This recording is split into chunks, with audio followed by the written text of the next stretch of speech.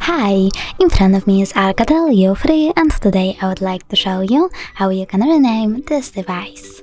Firstly, open Settings. Now choose Bluetooth and tap on the switcher to activate it. Then tap at the three dots at the top right corner and select Rename this device. Now you can type wherever you want to.